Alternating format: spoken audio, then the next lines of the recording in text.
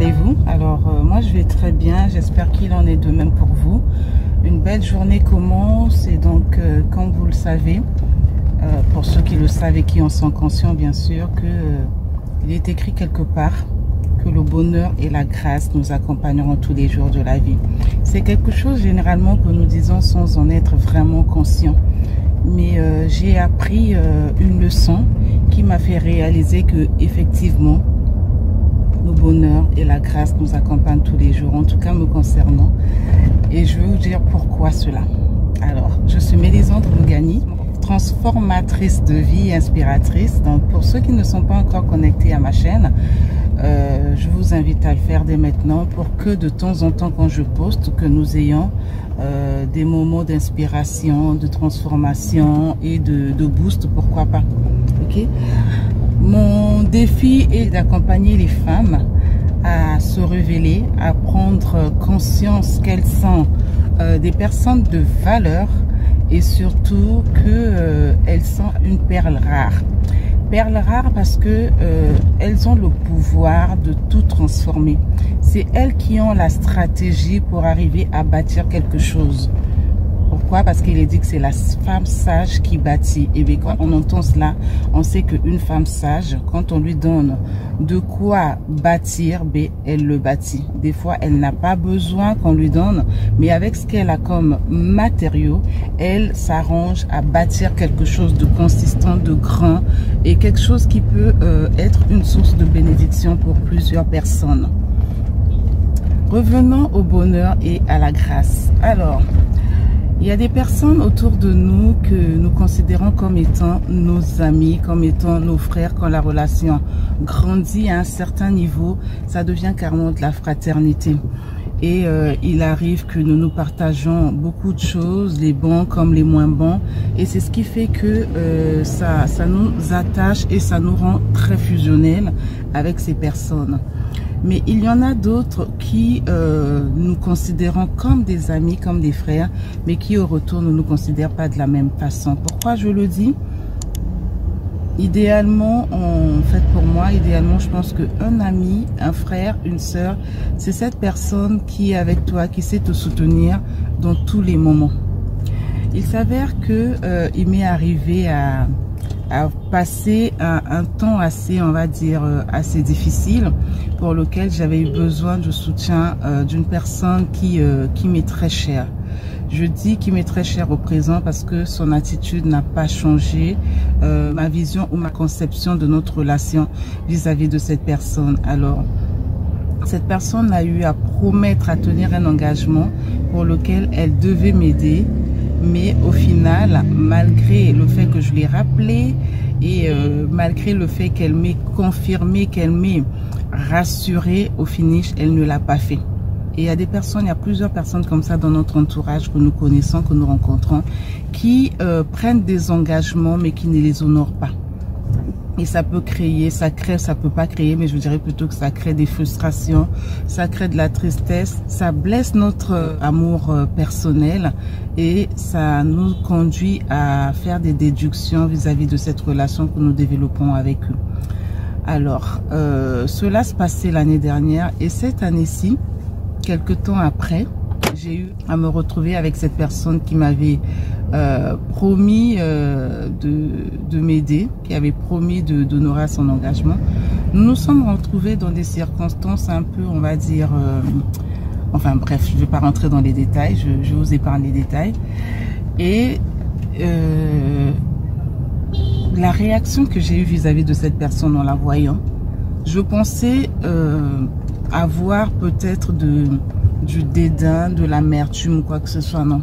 C'est vrai que j'ai eu à en souffrir parce que j'avais vraiment besoin d'elle à ce moment-là. Quand elle a pris cet engagement mais qu'elle n'a pas honoré, j'ai dû faire un travail qui m'a permis de me pardonner de lui avoir fait confiance ou peut-être d'avoir été un fardeau pour elle.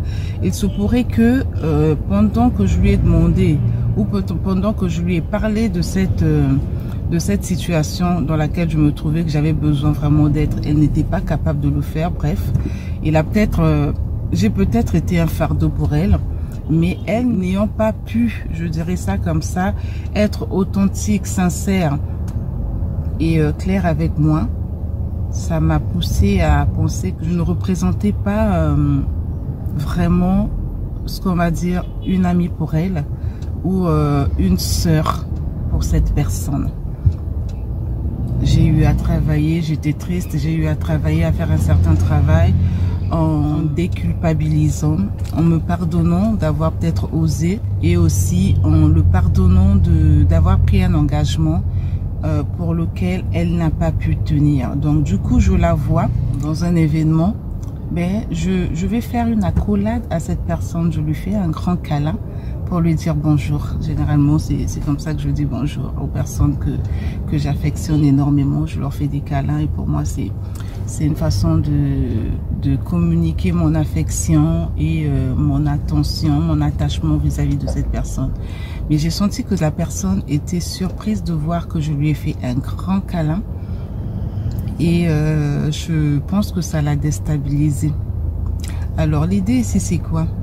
Généralement, quand nous sommes frustrés par une situation, par une attitude que les personnes que nous aimons, les personnes que nous croyons être pour nous des amis, des frères, des sœurs, nous arrivons à couper la relation et à vraiment mettre la personne de côté. Pourquoi? Parce que attristé, pourquoi? Parce que frustré, pourquoi? Parce que blessé dans son fort intérieur et nous les mettons simplement à la cathode.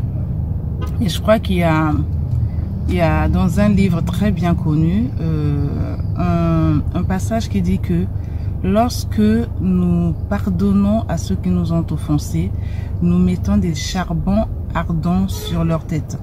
Et connaissant cela, sachant que un cœur attristé est beaucoup plus un objet de stress, d'angoisse, de mélancolie, d'anxiété qu'autre chose, mais j'ai choisi de guérir dans mon fort intérieur, de pardonner cette personne et de passer à autre chose.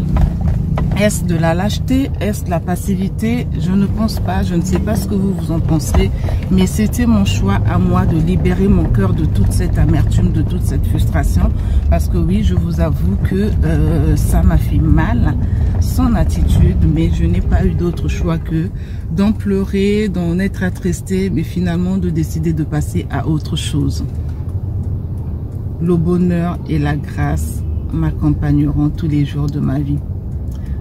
Comment est-ce que tu définis ton bonheur à toi? Est-ce que tu te focalises sur ce que les personnes que tu aimes commettent comme erreur dans ta vie ou ce qu'elles font pour t'attrister, pour te blesser involontairement ou volontairement? Je pense que chacun de nous a sa définition du bonheur.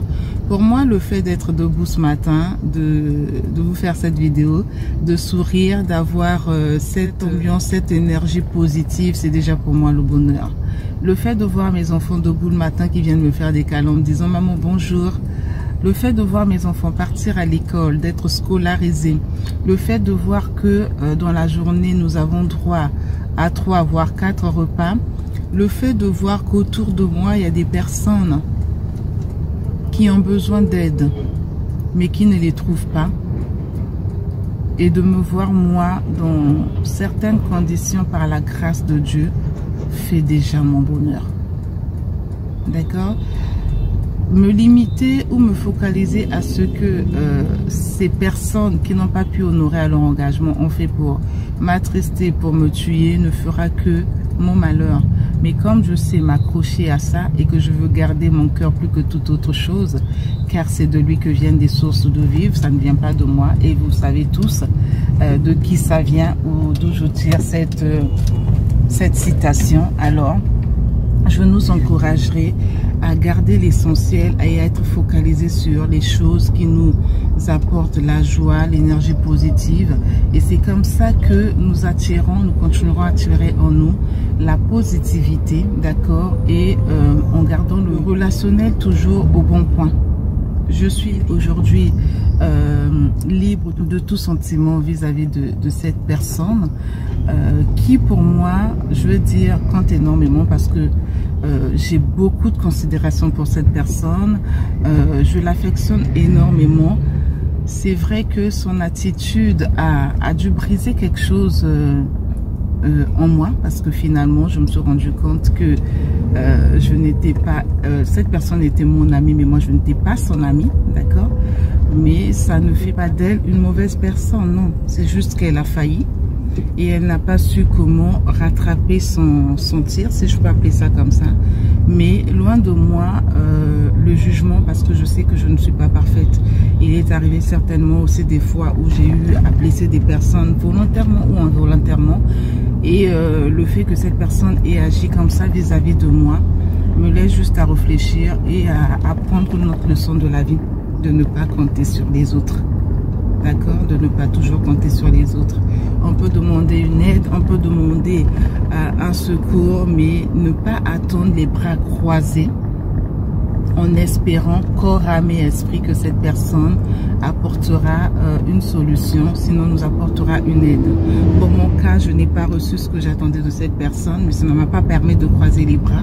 J'ai continué à chercher, et l'autre face de la pièce, c'est que j'ai un autre ami qui, lui, ne prend pas d'engagement.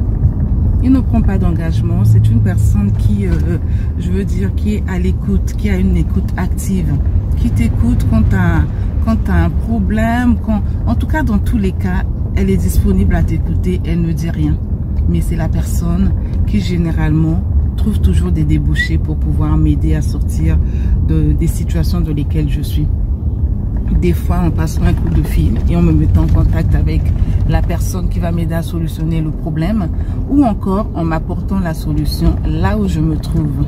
Vous voyez un peu les deux volets, les deux faces. Une qui prend un engagement, qui te rassure, qui te dit non mais il n'y a pas de souci, je veux le faire, mais absolument, non t'inquiète pas, je gère. Et une autre qui t'écoute attentivement, qui ne te dit rien, mais qui passe tout de suite à l'action. C'est comme ça qu'on sait reconnaître réellement et véritablement les personnes qui nous aiment, qui sont prêtes à nous aider et qui sont prêtes à contribuer à ce que notre bonheur soit parfait au quotidien. Sachons choisir nos amis, sachons choisir les personnes à qui nous demandons de l'aide ou à qui nous parlons de nos problèmes, parce que nous avons besoin sincèrement de garder notre cœur et de continuer à construire des relations constructives qui va dans un sens mutuel d'accompagnement, de soutien, d'entraide. J'avais voulu vous partager cela et vous dire que pour moi le bonheur, c'est ce que je venais de dire, hein, c'est de voir que la journée est agréable, de voir que j'ai des opportunités en étant déjà en santé, de pouvoir partir, conquérir le monde et rentrer avec une attitude de gratitude, sachant que j'ai pu apporter de l'aide, j'ai pu apporter par mes mots, par ma voix, par un acte, j'ai pu contribuer à ce que quelqu'un, quelque part dans ce monde, à voir les choses autrement. Crée-toi ton bonheur et garde la foi, d'accord? Parce que la vie n'est pas rose et on ne nous a jamais promis qu'elle sera rose. Gardons juste l'essentiel. Il nous arrive à tous d'avoir des sentiments, je veux dire, un peu sur la balance, mais choisissons plutôt et prenons la décision de nous traiter, de nous pardonner, d'avoir peut-être été un fardeau pour l'autre en lui demandant un service, et de pardonner à cette personne qui a pris des engagements sans pour autant les honorer. Vous savez, ça dépend pas, tout ça ne dépend pas de la maturité, de l'âge, du positionnement de la personne. Non, ça dépend juste je dirais plutôt ça juste à voir avec l'honorabilité, les valeurs que l'on a. Prendre un engagement et ne pas le tenir. Et surtout ne pas venir voir cette personne vers qui nous avons pris l'engagement pour lui dire le pourquoi du manque de cet engagement. C'est aussi une façon de comprendre que nous n'avons pas tous, sinon toutes, les mêmes valeurs. Alors, je vous invite à passer une agréable journée, à savoir c'est quoi votre bonheur, d'accord, et à vraiment mettre de l'énergie sur ce qui vous rend heureux, sur ce qui peut être pour vous un déclic, d'accord, pour vous aider à vous projeter, à mieux rêver ce que vous voulez et à idéalement mettre de l'énergie, de la puissance, de la joie. N'oubliez pas, la personne qui nous l'a dit que le bonheur et la grâce nous accompagnera tous les jours est fidèle. Et elle ne ment jamais. Si elle nous l'a dit, c'est parce qu'elle sait que c'est ce qui se fait. Mais c'est à nous de savoir justement comment l'identifier, comment nous l'approprier et comment vivre de telle sorte que ce bonheur soit perpétuel. Je vous souhaite une excellente journée et je vous invite à faire la liste des choses qui vous rendent heureux et qui font votre bonheur. Et vous verrez que tous les jours, vous serez dans la gratitude de savoir que mon bonheur, ce n'est pas lié à ce qu'on me fait ou à ce qu'on me donne. Mon bonheur à moi est lié au fait que je sois debout, en bonne santé, et que j'ai autour de moi des personnes qui savent m'écouter attentivement, qui savent m'apporter un soutien, et également aux personnes qui peuvent m'écouter, apporter une contribution, un commentaire, et ensemble, main dans la main, nous pouvons progresser et aller plus loin. Excellente journée dans le bonheur, dans la grâce et toujours dans la positivité. Je vous aime et je vous dis à très bientôt. Un pouce me fera beaucoup de plaisir, beaucoup de bien. Partagez la vidéo. Je vais pas arrêter de vous le dire. Bon, faites ce que vous voulez. En tout cas, si vous voulez aider une personne à être dans le bonheur et à comprendre que le bonheur, ce n'est pas tout ce que je venais d'expliquer là, tout à l'heure, ou que je venais de vous partager, à vous de voir si vous allez être généreux, si vous allez vouloir partager autour de vous. Et idéalement, ça serait bien. Mais bon, je vais essayer de ne pas vous le demander. Gros bisous à vous et à très très bientôt. Ciao, ciao.